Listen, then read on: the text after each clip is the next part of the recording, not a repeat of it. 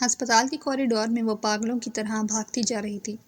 اس کے سر پر پٹی بندھی تھی، بال بکھرے پڑے تھے، یوں معلوم ہوتا تھا جیسے وہ بالکل پاگل ہو۔ اس کا دماغ بالکل بلینک تھا، کسی بھی یاد سے بالکل خالی۔ کیا واقعی یہ سچ تھا؟ کیا واقعی ایسا ہو سکتا ہے؟ مگر اسے کچھ بھی یاد کیوں نہیں آ رہا؟ ایک دم سے وہ کسی چیز سے زور سے ٹکرائی تھی۔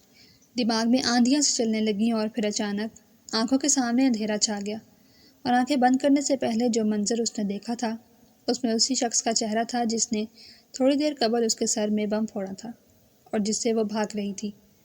مہر اس شخص سے فرار شاید ممکن نہیں تھا، کیونکہ وہ پھر سے اسی کی آغوش میں آ گئی تھی اور بے ہوش ہو چکی تھی۔ تو میری آنکھوں میں بسنے والے وہ منظر ہو جسے میں دیر تک دیکھتے رہنا چاہتی ہوں۔ اگر میری آنکھیں تمہارا چہرہ نہ دیکھ پائیں تو میں ان کی بینائی چھین لوں گی۔ اس نے ایک دم سے اس مرد کا تبیز ہاتھ اپنے ہاتھوں میں پکڑا اور ٹھیک دل کے مقام پر رکھا۔ محسوس کرو، کیا تمہیں یہ دھڑکنیں کچھ سناتی ہوئی معلوم نہیں ہو رہی؟ جیسے تمہارا نام، اب تو میری دھڑکنیں بھی تمہارا نام کسی ود کی طرح پڑھنے لگی ہیں۔ کیا اب بھی تمہیں شک ہے کہ میں تمہیں بھول سکتی ہوں؟ کسی کے مسلسل رونے کی آواز سے اسے ہوش آیا تھا، اور وہ ایک خواب سے بیدار ہوئی تھی جس میں وہ کسی سے مخاطب تھی۔ شاید وہ کہہ رہی تھی کہ میں تمہارا نام، تمہارا چہرہ کبھی نہیں بھولوں گی۔ وہ کون تھا آخر؟ اس نے اپنے دکھتے سر کو دونوں ہاتھوں سے تھام لیا تھا جس پر سفید رنگ کی پٹی چڑھی ہوئی تھی، مگر وہ اسے یاد کیوں نہیں آ رہا تھا؟ اس کا نام، اس کا چہرہ، کچھ بھی تو یاد نہیں آ رہا تھا۔ او خدایا، ایسا کیسے ممکن ہے؟ وہ اپنی سوچوں کا سلسلہ جاری رکھنا چاہتی تھی، مگر بار بار مسلسل رونے کی آواز اسے اس نیند سے بیدار کر گئی جس میں وہ کچھ دیر مزید رہنا چاہتی تھی۔ اس نے جھنجھلا کر اپنے پہلو میں نظر دوڑائی جہاں سے وہ رونے کی آواز آ رہی تھی۔ یوں محسوس ہو رہا تھا جیسے اس کے پہلو میں کوئی لیٹا ہے اور مسلسل اسے چھیڑ رہا ہے۔ اس نے اپنے پہلو میں دیکھا تو وہ چھوٹا سا بچہ تھا جو مسلسل روئے جا رہا تھا۔ وہ خالی دماغ اور خالی نظروں سے اسے دیکھے گئی۔ ایسا کیسے ہو سکتا ہے کہ مجھے کچھ بھی یاد نہ ہو، اپنا نام، اپنی پہچان، اپنی زندگی کا کوئی بھی لمحہ؟ اور یہ بچہ، یہ کون ہے آخر؟ میرے پہلو میں لیٹا کیوں روئے جا رہا ہے؟ اس نے خود کلامی کی، یاد کرنے کی کوشش کی، مگر سر میں درد ہونے لگا۔ وہ بچہ بار بار اسے اپنے ننھے ہاتھوں سے متوجہ کر رہا تھا۔ وہ کچھ لمحے تو بالکل خالی خالی نظروں سے اسے دیکھتی رہی۔ یہ بچہ کون تھا؟ کس کا تھا؟ اور یہ میرے پاس کیوں لیٹا ہوا ہے؟ پھر سے اس کے ذہن میں سوالات کی بوچھار شروع ہو گئی۔ اس سے پہلے کہ وہ کچھ بھی مزید سوچتی، ایک دم سے اسے کسی اور کی موجودگی کا بھی احساس ہوا۔ اس نے اپنی نظر بچے سے ہٹا کر سامنے دیکھا تو وہ ایک 30-35 سال کا مرد تھا جو بہت ہی بے قراری سے اسے دیکھ رہا تھا۔ اس کی آنکھوں میں بے شمار جذبے تھے۔ وہ عجیب طرح کی صورتحال میں گرفتار ہو چکی تھی۔ اس کی آنکھوں میں دیکھ کر یوں لگتا تھا جیسے وہ اسے بہت اچھی طرح سے جانتا ہو، مگر اسے یوں لگ رہا تھا جیسے میں اس شخص کو پہلی بار دیکھ رہی ہوں۔ اچانک ہی اس مرد نے اس کے پہلو سے روتا ہوا بچہ اٹھایا اور اس کا ماتھا چومنے لگا، اسے سہلانے لگا اور پھر اسے دیکھ کر بولا، جو بالکل حیران سے یہ سب کچھ دیکھ رہی تھی، یہ دیکھو پری، ہمارا بیٹا ہادی بہت تنگ کر رہا تھا مجھے۔ شکر ہے کہ تمہیں ہوش آ گیا، ورنہ مجھ سے تو یہ سنبھالا نہیں جا رہا تھا۔ روئے جا رہا تھا، اب تمہیں ہوش آ گیا ہے نا، تو تم ہی اسے سنبھالو گی۔ شکر ہے کہ تمہاری جان بچ گئی ہے، ورنہ میں بھی زندہ نہ رہ پاتا۔ یہ کہتے ساتھ ہی اس کی آنکھیں چھلک پڑیں اور وہ اس حیران سی لڑکی کے پہلو میں آ بیٹھا، اس کے بالکل قریب، جو اب بھی اسے خالی خالی نظروں سے دیکھ رہی تھی۔ اس کے منہ سے بے اختیار ٹوٹے ہوئے الفاظ برآمد ہوئے۔ نے کہا، کون ہو تم؟ اور میں کون ہوں؟ تم کیا بول رہے ہو؟ کیا میں تمہیں جانتی ہوں؟ حیران سی لڑکی نے اس اجنبی لڑکے سے ہکلاتے ہوئے پوچھا جو اس کا اپنا ہونے کا دعویٰ کر رہا تھا، مگر وہ لڑکا اس کے سوال کو نظر انداز کر گیا اور اس نے ایک دم سے اس لڑکی کو اپنے ساتھ لگا لیا۔ کہنے لگا کہ میں جانتا ہوں تمہارے لیے اس حقیقت کو تسلیم کرنا مشکل ہے، کیونکہ تمہاری یادداشت جا چکی ہے، تمہیں کچھ بھی یاد نہیں۔ وہ حادثہ تم سے تمہاری یادداشت چھین کر چلا گیا، مگر یہی حقیقت ہے پری، اور اسے جھٹلایا نہیں جا سکتا۔ تمہیں کچھ بھی یاد نہیں، مگر مجھے سب کچھ یاد ہے کہ میں تمہارا کیا لگتا ہوں اور اس بچے سے تمہارا کیا تعلق ہے۔ ادھر دیکھو میری آنکھوں میں۔ ایک دم سے اس لڑکے نے منہ کھولے اس لڑکی کی ٹھوڑی کے نیچے اپنا ہاتھ رکھ کر اس کا چہرہ مزید اوپر کیا۔ میں ابنوس ہوں، پری، تمہارا ابنوس۔ تمہارا شوہر اور یہ بچہ۔ اچانک اس نے اپنی گود میں پڑے اس بمشکل 6 ماہ کے بچے کو محبت سے دیکھا۔ یہ ہماری محبت کی نشانی ہے پری، ہمارا بیٹا۔ اور اس لڑکی جس کو وہ پری کہہ رہا تھا، اس کے تو سر پر جیسے آسمان گر پڑا۔ اب وہ بالکل سپاٹ چہرہ اور خالی خالی نظریں لیے اسے دیکھ رہی تھی، جیسے اس کی سمجھ میں نہیں آ رہا تھا کہ وہ کیا بول رہا ہے۔ اگر وہ اس کا شوہر تھا اور یہ اس کا بچہ تھا تو اسے کچھ بھی یاد کیوں نہیں تھا؟ اسے کیوں لگ رہا تھا جیسے اس نے اس شخص کو پہلی بار دیکھا ہے؟ اور یہ بچہ، یہ میرا کیسے ہو سکتا ہے؟ مجھے تو بالکل بھی یقین نہیں آ رہا تھا، اگر میں اس کی ماں تھی تو، چاہے میری یادداشت چلی کیوں نہیں گئی، پھر بھی مجھے خبر ہونی چاہیے تھی کہ یہ میرا بچہ ہے۔ اس نے پھر سے خود کلامی کی تھی۔ اسے دیکھ کر میرے دل میں ممتا کے جذبہ پیدا ہونے چاہیے تھے۔ آخر وہ میری کوکھ سے نکلا تھا۔ وہ حیرانی سے کبھی اس شخص کو تو کبھی بچے کو دیکھتی خود سے گویا ہوئی، مگر وہ اس کا چہرہ بالکل جذبات سے عاری تھا۔ یادداشت چلی گئی تھی تو کیا اس کے جذبے بھی سر پڑ چکے تھے؟ کیا ایسا ممکن ہے کہ یادداشت کے ساتھ سب کچھ ہی چلا جائے؟ اچانک اس کا سر زور سے چکرانے لگا اور اس نے دونوں ہاتھوں سے اپنے سر کو پکڑ لیا۔ یوں لگ رہا تھا جیسے اس کا دماغ پھٹ جائے گا۔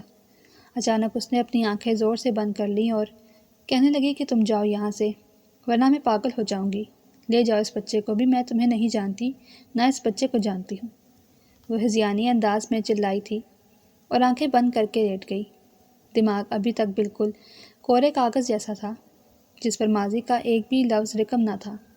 تھوڑی دیر تک وہ ویسے ہی پڑی رہی، پھر آنکھیں کھولی تو وہ وہاں سے چلا گیا تھا اور بچے کو بھی ساتھ لے گیا تھا، اسے مزید حیرتوں کے سمندر میں ڈالے بغیر۔ کہ لڑکی جس کا نام پری بتایا جا رہا تھا اب خالی کمرے کو تکنے لگی تھی۔ کمرے کی سفید دیواروں پر کوئی ماضی کی یاد ابھرنے کی کوشش کرنے لگی، مگر دماغ کے اندر کچھ ہوتا تو ان دیواروں پر بھی بنتا۔ اور وہ خواب جو اس نے ابھی ابھی دیکھا تھا، جس میں وہ کسی کا ہاتھ محبت سے پکڑے اس سے کچھ کہہ رہی تھی، کیا وہ وہی شخص تھا جو ابھی ابھی اس کے پہلو سے اٹھ کر گیا تھا؟ مگر اس خواب میں موجود اس لمس کا احساس اس کے دل کو عجیب لے پر دھڑکانے لگا تھا۔ مگر وہ شخص جو اس کے شوہر ہونے کا دعویٰ کر رہا تھا، اسے دیکھ کر یہ دل یوں ساکھ کیوں رہا تھا، دھڑکا کیوں نہ تھا؟ اور جو کچھ وہ کہہ رہا تھا کیا وہ سچ تھا؟ وہ میرا شوہر کیسے ہو سکتا ہے اور مجھے اس کے متعلق کیوں نہیں معلوم؟ اور وہ بچہ؟ اس نے بے اختیار اس بچے کے بارے میں سوچ کر اپنے پیٹ پر ہاتھ رکھا۔ اگر وہ بچہ 9 ماہ تک میرے پیٹ میں پلتا رہا تھا اور اگر میں اپنی یادداشت واقعی کھو چکی ہوں، پھر بھی مجھے کچھ تو لگاؤ محسوس ہونا چاہیے تھا نا؟ مگر وہ سراسر میرے لیے اجنبی تھا۔ وہ پاگلوں کی طرح سوچتے ہوئے خود کلامی کر رہی تھی۔ اسے بے اختیار اپنی بے بسی پر رونا آ رہا تھا۔ اس نے اپنے سر پر ہاتھ رکھا تو سر پر پٹی بندھی تھی۔ نہ جانے میرے ساتھ کیا ہوا تھا، یہ کیسا حادثہ تھا جو میری ساری یادداشت ہی مٹا کر چلا گیا تھا۔ میرا نام، میری پہچان، میری ہستی، سب کچھ اپنے ساتھ بہا کر لے گیا تھا، اور ہر رشتہ میرے لیے اجنبی بن کر رہ گیا تھا۔ میں یقین کرتی بھی تو کیسے؟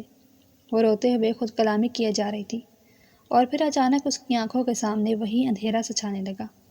نہ جانے وہ خواب کے اندر جا رہی تھی یا کسی خواب سے بیدار ہو رہی تھی۔ وہ ایک خوبصورت سی جھیل تھی جہاں وہ پانی میں اپنے پیر ڈبوئے بیٹھی تھی۔ اس جھیل کے شفاف پانی کے اندر 2 کی بجائے 4 عدد سفید پاؤں تھے جو اس پانی کے اندر تیر رہے تھے۔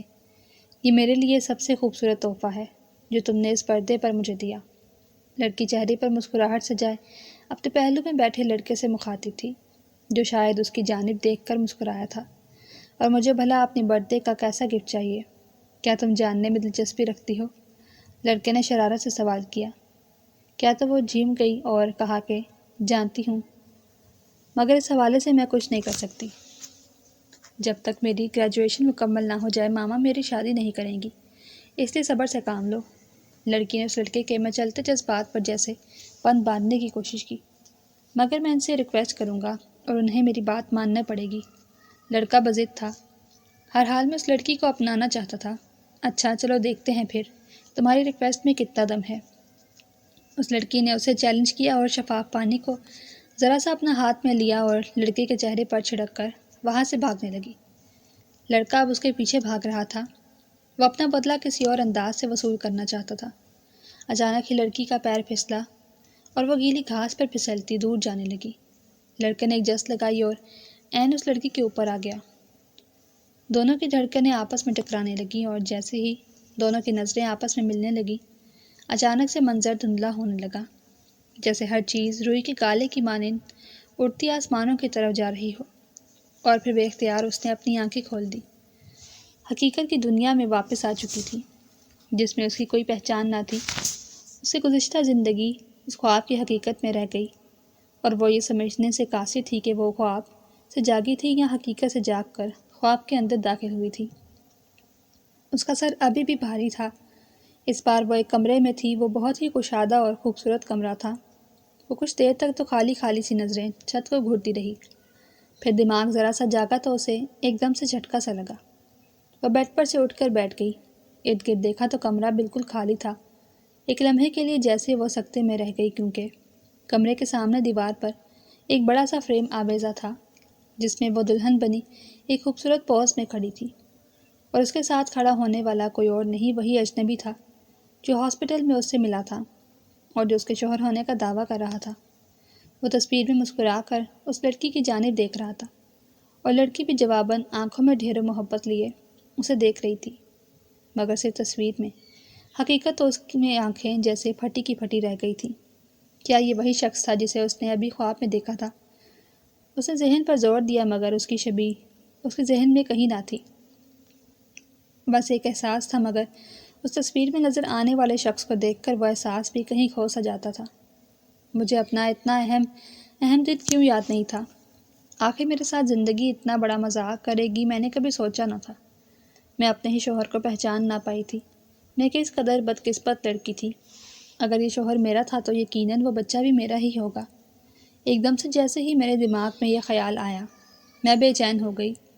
مجھے اپنے بچے کو دیکھنا تھا، اس سے ملنا تھا۔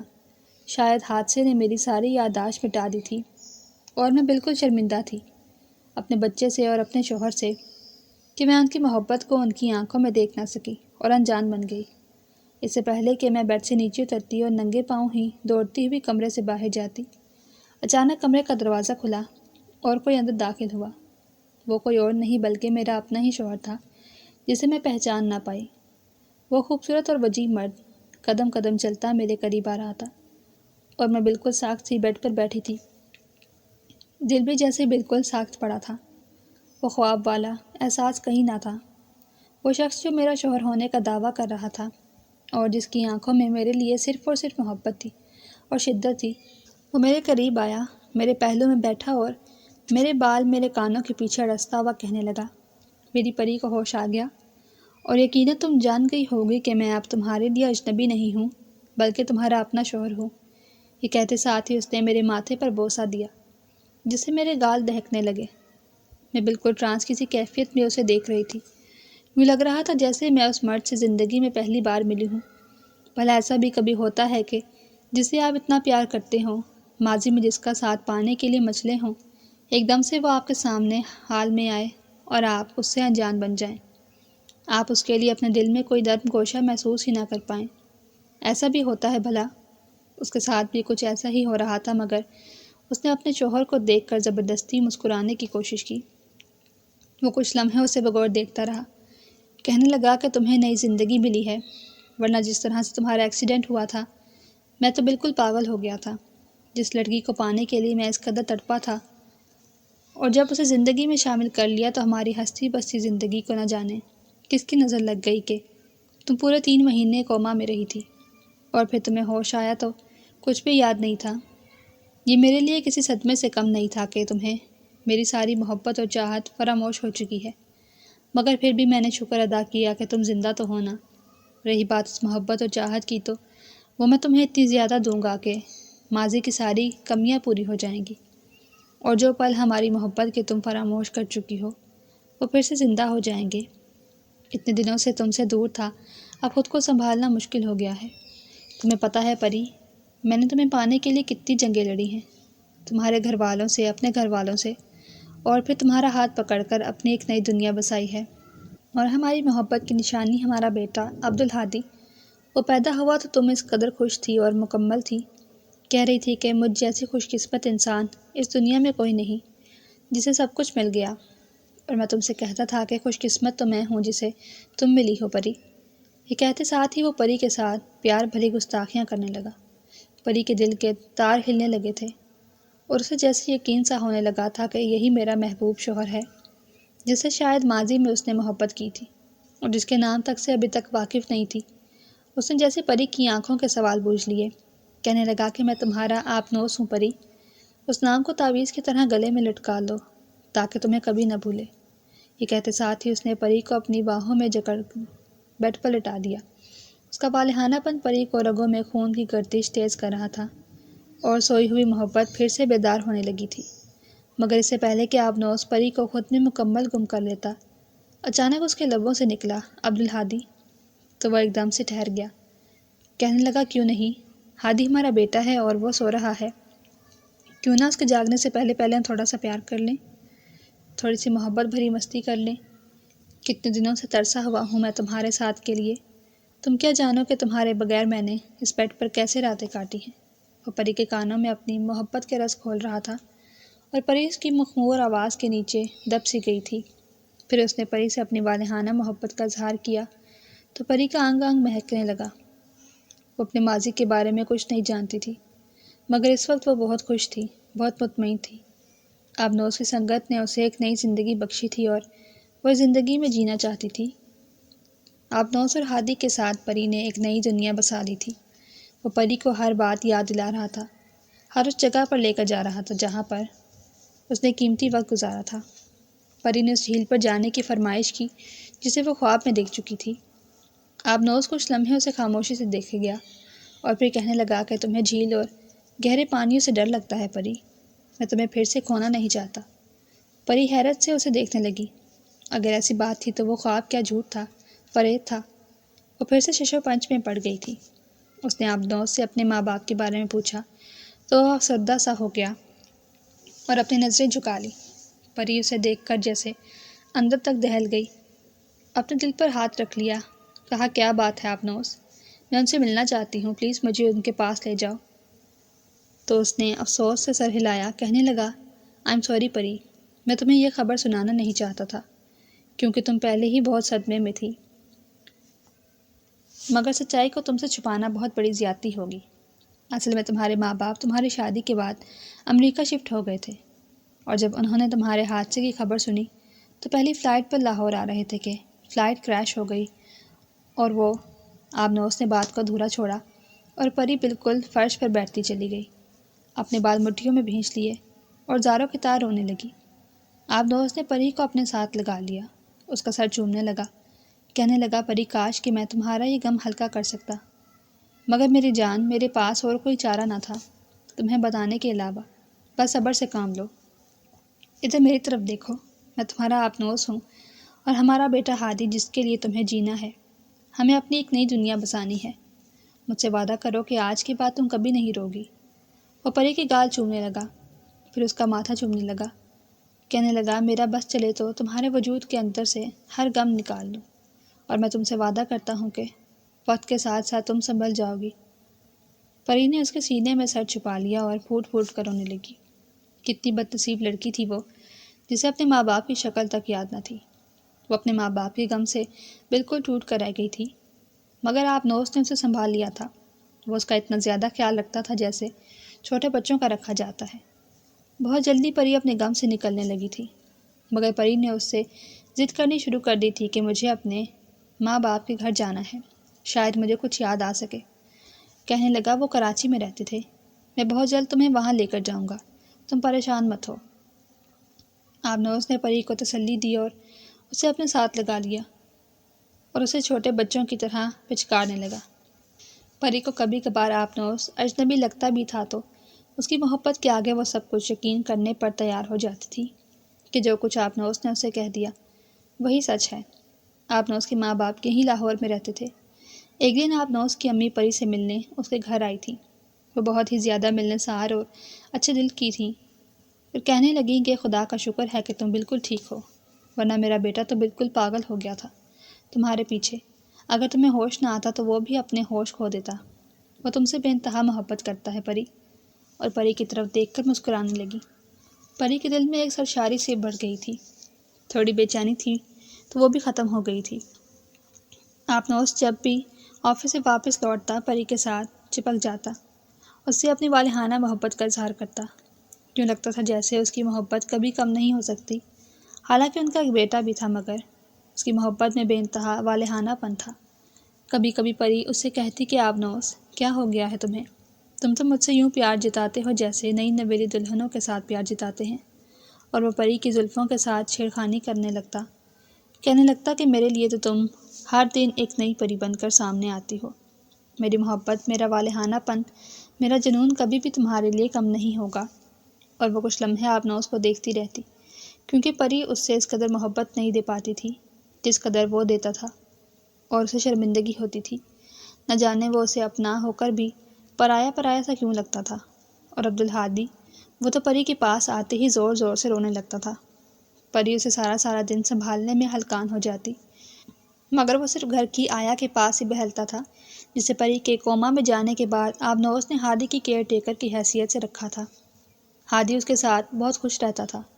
وہ 30 سال کے قریب ایک سادہ سی لڑکی تھی۔ ہادی اس کے ساتھ اس قدر مانوس تھا جیسے وہ اس کی سگی ماں ہو۔ پری کبھی کبھی اس سے پوچھتی تو وہ مسکرا دیتی، کہنے لگتی کہ بیوی جان، میں نے ہی آج تک ہادی کو سنبھالا ہے، کیونکہ آپ تو 3 مہینے تک بے ہوش تھیں، اس لیے اب یہ مجھے ماں سمجھنے لگا ہے۔ وہ مسکرا کر کہتی اور پری بھی مسکرانے لگتی تھی۔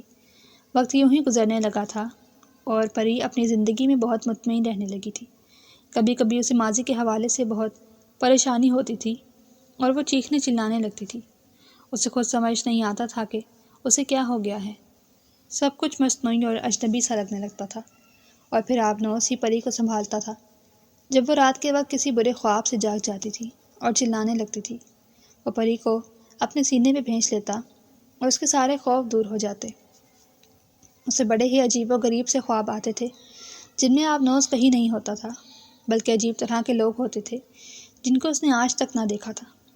اور وہ لڑکا جو اس سے اپنی والہانہ محبت کا اظہار کرتا تھا، وہ آج تک نہ جان سکی کہ وہ آبنوس ہی تھا یا اس کا صرف وہم۔ اس نے اب آبنوس سے ضد کرنی شروع کر دی تھی کہ مجھے کراچی جانا ہے، مجھے اپنے دوستوں سے ملنا ہے، آخر کوئی تو ہوگا نا جس سے مل کر مجھے اپنائیت کا احساس ہو، یا کوئی یاد میرے ذہن میں تازہ ہو جائے۔ اور بالآخر پری کی ضد کی وجہ سے آبنوس اسے کراچی لے کر چلا گیا۔ وہ اسے ایک گھر لے گیا جس پر تالا لگا ہوا تھا۔ اس نے ایک چابی سے تالا کھولا تو پری بہت بے چینی سے اندر داخل ہوئی۔ آبنوس نے اس سے کہا تھا کہ یہ اس کا گھر ہے جہاں وہ رہتی تھی۔ پری نے اس گھر کے در و دیواروں پر اپنے ہاتھ پھیرے، سارے کمروں میں گھوم پھر کر آئی۔ وہاں کچھ فریمز میں پری کی تصویریں لگی ہوئی تھیں، جن میں وہ ہنستی مسکراتی بھی لگ رہی تھی۔ پری اپنے ماں باپ کی اکلوتی بیٹی تھی۔ اس کے ماں باپ کی تصویریں بھی ان کے کمرے میں ٹنگی تھیں، جسے وہ بہت دیر تک دیکھتی رہی اور اس کے اوپر انگلیاں پھیرتی رہی۔ جانے کیوں اس کے اندر کچھ بھی احساس پیدا نہیں ہو رہا تھا، سب کچھ پرایا پرایا اور اجنبی سا لگ رہا تھا۔ شاید میری یادوں نے میرے جذبات اور میرے احساسات بھی چھین لیے تھے، اس نے بے دلی سے جیسے خود سے کہا، اور اس فریم کو واپس رکھ دیا اور آبنوس سے کہا کہ مجھے یہاں سے گھر لے چلو، مجھے یہاں نہیں رہنا۔ آبنوس نے اسے اپنے ساتھ لگا لیا، کہنے لگا کہ کاش کہ میں تمہارے ہر غم کا مداوع کر سکتا، مگر زندگی میں کچھ غم ایسے ہوتے ہیں جن کے ساتھ ہمیں جینا پڑتا ہے۔ زندگی اسی کا نام ہے، مگر میں تمہیں کبھی نہیں کھونا چاہتا۔ تم وعدہ کرو تم کبھی چھوڑ کر مجھے نہیں جاؤ گی۔ وہ نہ جانے کیوں بار بار اس سے وعدہ لیتا تھا۔ ایسی باتیں کیوں کر رہے ہو؟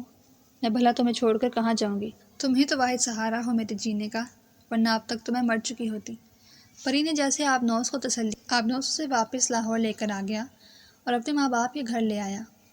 پری بھی مطمئن ہو گئی کہ میرا دل بہل جائے گا۔ پری کے اندر خوشی کی لہر دوڑ گئی۔ اس نے دل میں یہ ارادہ کر لیا کہ میں اب انہی کو اپنا ماں باپ تسلیم کروں گی، کیونکہ میرے ماں باپ تو رہے نہیں۔ آبنوس اسے اپنے گھر لے گیا۔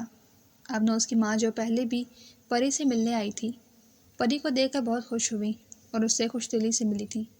اس کے ماتھے پر پیار کیا۔ ماشاءاللہ، جیتی رہو بیٹی، اپنے بیٹے کے ساتھ جب بھی تمہیں دیکھوں دل کو سکون ملتا ہے۔ میں اپنے بیٹے کے لیے بہت خوش ہوں۔ مجھے تو ان کی باتیں حیران کر رہی تھیں، کیونکہ آبنوس کا کہنا تھا کہ اس کے ماں باپ اس رشتے پر راضی نہ تھے، مگر ان کے لہجے سے ایسا بالکل نہیں لگ رہا تھا، کیونکہ وہ بہت زیادہ خوش تھے اس سے مل کر، اور پری بھی بہت خوش تھی، اور اسے بھی اپنی قسمت پر اشک آ رہا تھا کہ اسے آبنوس جیسا شوہر ملا ہے جو اس سے اس قدر محبت کرتا ہے کہ اس کے ایک آنسوں پر تڑپ اٹھتا ہے۔ پری کو اپنا آپ ہوا میں تیرتا ہوا دکھائی دے رہا تھا، مگر ہادی کی وجہ سے وہ کافی زیادہ پریشان تھی، کیونکہ وہ اسے مانوس ہی نہیں ہو رہا تھا اور ہر وقت حسنہ کے ساتھ ہی لگا رہتا تھا۔ وہ بھی ہادی سے بے انتہا مانوس دیکھتی تھی، جیسے وہ حقیقتاً اس کا بیٹا ہو۔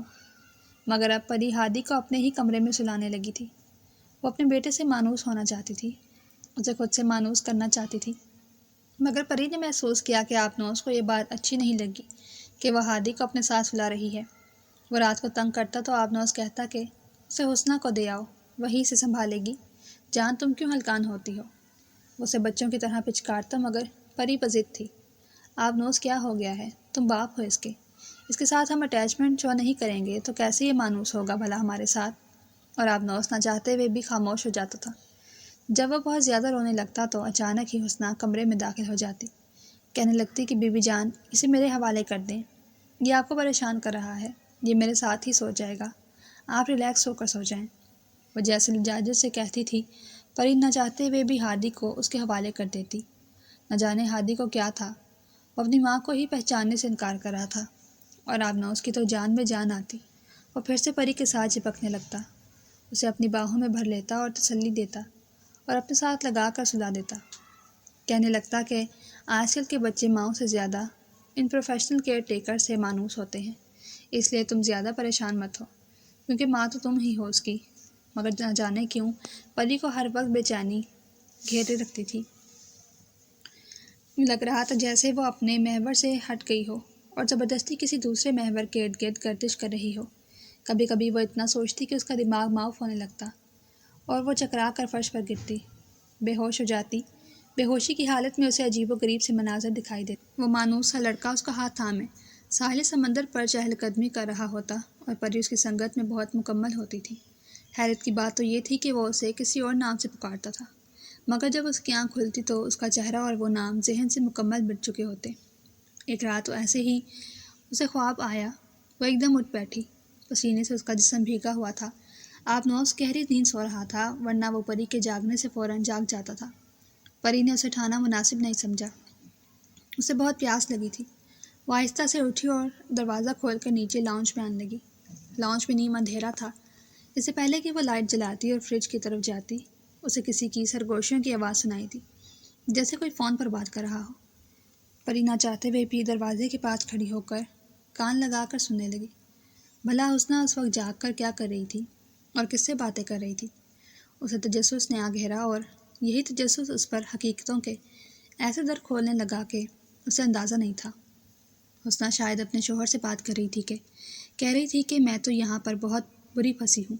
ہادی کی بابا آبنوز صاحب بہت غصے کے تیز ہیں، انہوں نے مجھے دھمکی دی ہے کہ اگر تم نے پری کو ذرا سا بھی کچھ بتانے کی کوشش کی تو میں تمہیں جان سے مار دوں گا، اور مجھے یقین ہے کہ وہ مجھے مار دیں گے۔ بڑے ظالم ہیں۔ اب تم ہی دیکھو نا، ایک معصوم لڑکی کو کیسے انہوں نے قید کر رکھا ہے اپنی بیوی بنا کر۔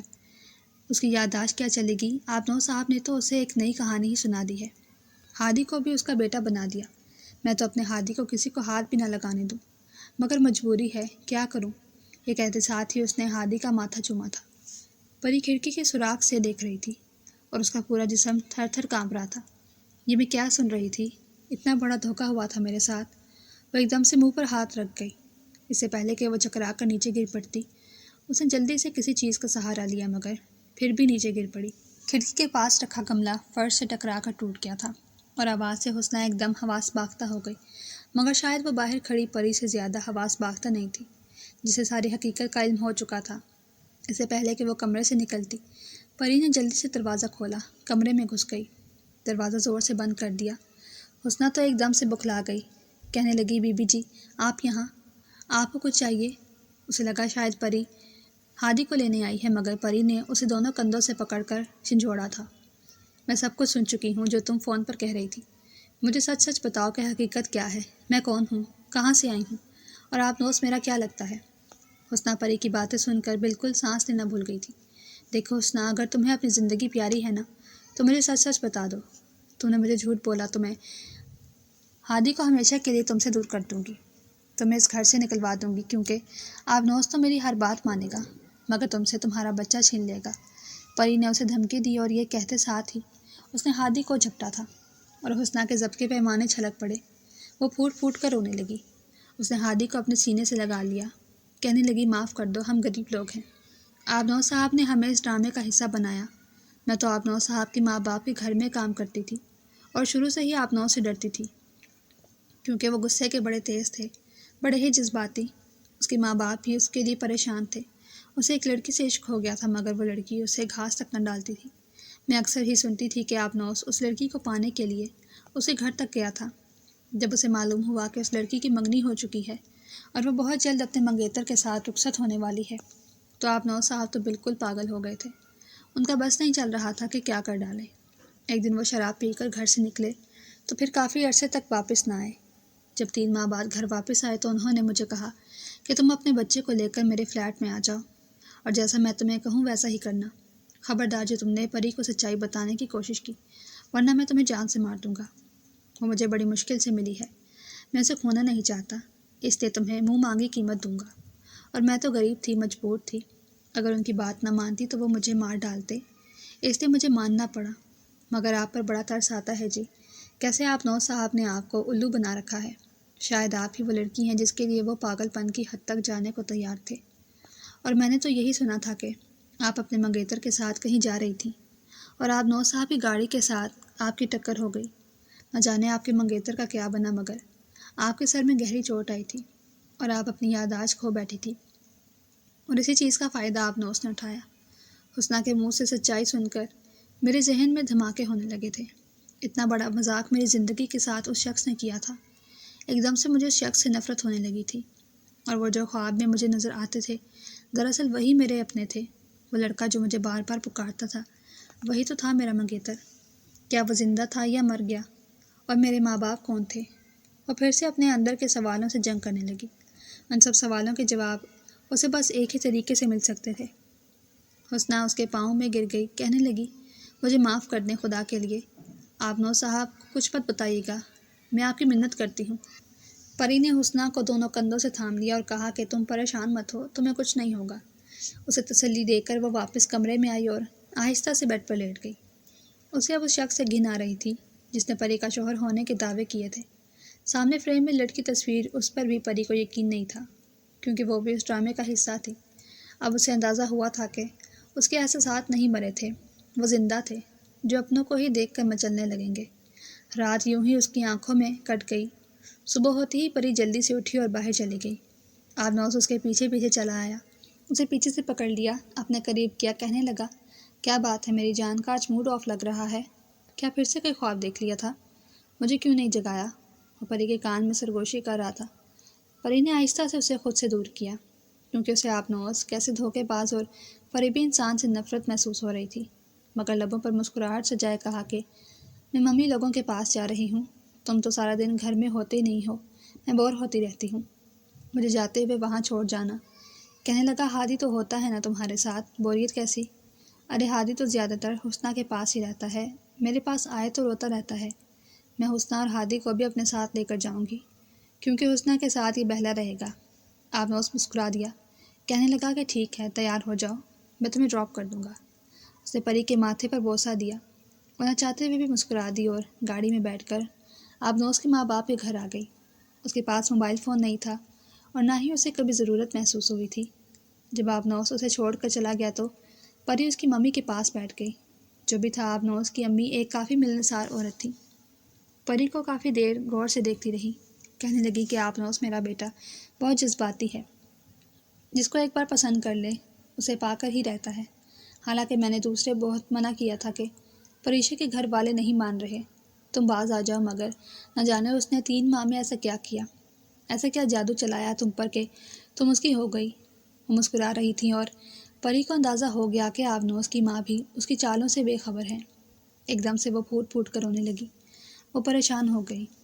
پری نے کہا کہ آپ نہیں جانتے کہ آبنوس نے مجھے کیسے پایا ہے، کہ آپ کا واقعی نہیں پتا؟ اور وہ حیرت سے پری کو دیکھنے لگی، جس نے ان کو ساری سچائی بتا دی کہ کس طرح سے اس نے میری یادداشت کے جانے کا فائدہ اٹھایا۔ وہ بالکل منہ کھولے پری کو دیکھ رہی تھی، پھر اپنا سر پکڑ کر بیٹھ گئی، کہنے لگی کہ مجھے اپنے بیٹے سے اس حد تک پاگل پن کی امید نہ تھی۔ مجھے معاف کر دو بیٹی، میں تمہارے مجرم ہوں، مجھے بتاؤ میں تمہاری کیا مدد کر سکتی ہوں؟ میں چاہتی ہوں کہ میں آپ نوز کو پولیس کے حوالے نہ کروں اور یہ معاملہ پولیس میں جائے بغیر ہی سلجھ جائے تو مجھے میرے اصل ماں باپ کے گھر چھوڑائیں۔ میں آپ کے بیٹے کے ساتھ نہیں رہ سکتی جس نے دھوکے سے مجھے اپنی زندگی میں شامل کیا۔ اور وہ بالکل خاموش ہو گئیں۔ کہنے لگی وکرم تمہارے بغیر مر جائے گا، مگر وکرم میرے ساتھ رہے گا تو میں اسے مار دوں گی۔ فیصلہ آپ کے ہاتھ میں ہے۔ اور وہ ایک دم سے خاموش ہو گئیں۔ کہنے لگی کہ میں تمہارے گھر والوں کا پتہ کرواتی ہوں، تو مجھے کچھ دنوں کی مہلت دو۔ پری نے کہا پھر میں کچھ دن یہیں رہوں گی، مجھے اس گھر میں واپس نہیں جانا، مجھے آپ کے بیٹے کے پاس ایک پل کے لیے بھی نہیں رہنا۔ آپ کوئی بھی اسے بہانہ کر لیں۔ رات کو آپ نوز پری کو لینے آیا تو اس کی ممی کہنے لگیں کہ پری کچھ دن یہیں رہے گی۔ آپ نوز بیٹا اس کا دل یہاں لگ گیا ہے، ویسے بھی تم بزنس میٹنگ کے سلسلے میں ملک سے باہر جا رہے ہو، تب تک پری ہمارے ساتھ رہے گی۔ آپ نوز کہنے لگا کہ نہیں، میں اسے اپنے ساتھ لے کر جانا چاہتا ہوں، میں پری کے بغیر ایک پل نہیں رہ سکتا۔ مگر اس کی ممی نے اصرار کیا کہ پری کے لیے ابھی سفر ٹھیک نہیں۔ پری بھی ایک دم سے اٹھ بیٹھی، اپنا سر پکڑ لیا۔ اس نے کہا کہ آپ نوز ممی ٹھیک کہہ رہی ہیں، کچھ ہی دنوں کی تو بات ہے، تم واپس آ جاؤ گے، میں یہی تمہارا انتظار کروں گی۔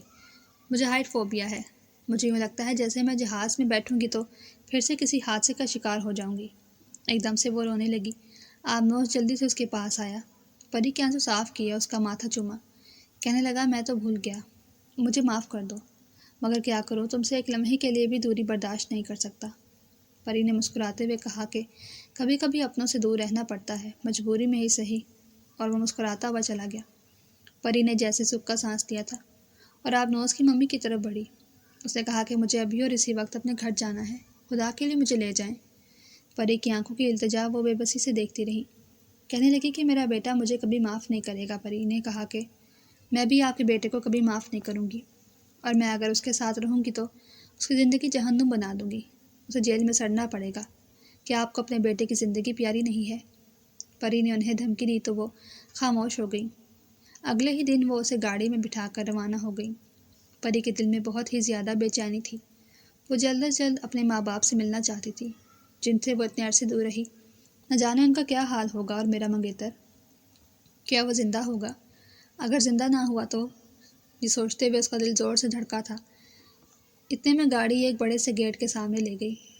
میں جلدی سے اتری اور بھاگتی ہوئی گیٹ کی طرف بڑھنے لگی۔ ذہن میں ایک ماضی کی جھلکی سی ابھر رہی تھی۔ یہ گیٹ، یہ گھر اس کے لیے بہت مانوس تھا، مگر اسے یاد نہیں آ رہا تھا۔ اس نے ہاتھ پھیرا تو خوشی کی ایک لہر اس کے اندر دوڑ گئی، اور اسے لگا تھا کہ یادداشت کے ساتھ اس کے احساسات بھی واپس جا چکے ہیں، مگر ایسا نہیں تھا۔ اس کے احساسات زندہ تھے، ان چیزوں سے جڑے جو اس کی اپنی تھی۔ اس نے گھنٹی پر ہاتھ رکھا تو دل بھی دھڑکنے لگا۔ اچانک ہی گیٹ کھلا تو 60 سال کا ایک بزرگ باہر نکلا۔ کچھ لمحے اسے دیکھتا رہا، جیسے اسے یقین نہ آ رہا ہو کہ وہ کیا دیکھ رہا ہے۔ پھر اس کے چہرے کو اپنے ہاتھ سے چھونے لگا۔ اس کی آنکھوں میں بے اختیار آنسو آ گئے۔ یقیناً وہ پری کا باپ تھا۔ وہ بے اختیار ان کے سینے سے لگ گئی اور پھوٹ پھوٹ کر رونے لگی۔ وہ کہنے لگے کہ ماروخ، میری بیٹی، میری جان، تم زندہ ہو، مگر تمہاری گاڑی تو بالکل جھلس گئی تھی، ایسے کیسے ہو سکتا ہے بھلا؟ وہ اسے گھر کے اندر لے گئے۔ آپ نوز کی ممی بھی گھر کے اندر داخل ہو گئی۔ اس کی ماں کچن سے بھاگتی ہوئی آئی اور پاگلوں کی طرح اس کا چہرہ چومنے لگی۔